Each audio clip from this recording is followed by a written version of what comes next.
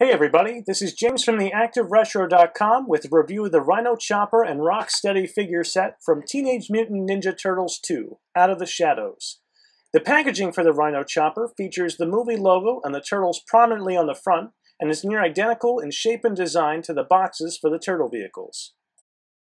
The back of the packaging shows off a large image of Rocksteady on the Rhino Chopper. This image makes it glaringly obvious how much better these figures would look with more paint applications. The spring-powered grenade missiles action feature is also highlighted, and there's a very general synopsis of the film on the box as well. A good toy should be able to tell you all you need to know about the character.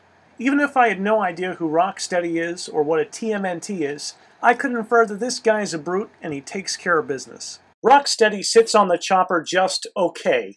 It's a little awkward and unnatural, but there's not much else that could have been done without adding more articulation or making Rocksteady a static pre-post figure. The pair together does look good and appears to be screen accurate if the trailers are any indication. To be honest, I'm not quite sure what makes this Rocksteady figure exclusive to this set. As far as I can tell, it's near identical to the single pack figure released. Unfortunately, this particular figure appears to be missing paint applications on the rhino horn, and that's one of the very few knocks I can come up with against this set. Overall, the figure does have a lot of small sculpted details, from the texture of the rhino skin to the chains to all of the wrinkles and creases on the pant legs. Unlike other figures that have very detailed fronts and bland backs, this Rocksteady has a sculpted logo on the back of his jacket, and he has a rhino tail sticking out of the seat of his pants. It could be argued that all of these fantastic details would stand out just a little bit more with even the most minimal of paint applications. Unlike a lot of figures that are packed in with a vehicle, this Rocksteady retains all the articulation that the mainline figure has. His 20 points of articulation are broken down into 5 points in each arm, 4 points in each leg, and he has both a rotating head and waist. Comparing this 2016 Rocksteady to the original 1988 Rocksteady, it's obvious that this is the same character. While the designers aimed for a more realistic animal look and added in hints of a biker element, they still kept aspects of the original design, such as the helmet and goggles and the camo pants. While I initially thought the 2016 figure to be kind of stumpy in appearance, I was surprised to see that it was a fair amount taller than the original Rocksteady, and it isn't stuck in such a squatting position like the original. This Rocksteady does come with an exclusive weapon, a spiked baseball bat that can clip on to the Rhino Chopper.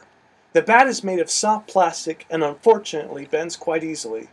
Rocksteady also comes with two other weapons, a sledgehammer and a short club wrapped in barbed wire.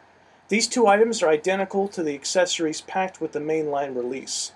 All of these weapons are indicative of a brawler and continue over the biker and bruiser motif well. Like the baseball bat, the sledgehammer also suffers from soft plastic syndrome and bends quite easily. Even on its own, the Rhino Chopper is a fairly solid figure. Different details like the spikes on the front wheel and the multiple chains makes it clear that this belongs with Rocksteady. There's not a lot to say about the bike itself, other than it could have also benefited from additional paint applications. The bike does feel very light, almost hollow to an extent. The bike does have several sculpted grenades, as well as the two missile launchers on either side. The seat is emblazoned with an R and an S, just in case you forgot who this belongs to. On the opposite side of the chopper, you have a lot of the same details that were on the other side, as well as the exhaust pipe. This side of the engine block does feature a very Harley-Davidson-esque emblem, though. On either side of the bike is a spring-activated grenade launcher. All you have to do is press the tab on top, and the missile fires off with a fair amount of force. The Rhino Chopper and Rocksteady set is not a bad buy at the $20 price point. However, because this Rocksteady is near identical to the same one you can purchase by itself for $10, it could be hard to justify spending an extra $10 on just a bike and a baseball bat. While it's nice to see that the Rocksteady figure did not lose any articulation as part of this set, more paint applications on the figure and on the chopper would have been nice. If you're a kid or you're buying this for a kid, this set does have a lot of play value. Personally, I think it's great when a character comes with a vehicle that they could actually use. I just find it ridiculous when they have Spider-Man pilot a helicopter or Iron Man in a race car. It just doesn't make sense, but this does. If you're a completionist or want a cool way to display your Rocksteady, pick this set up.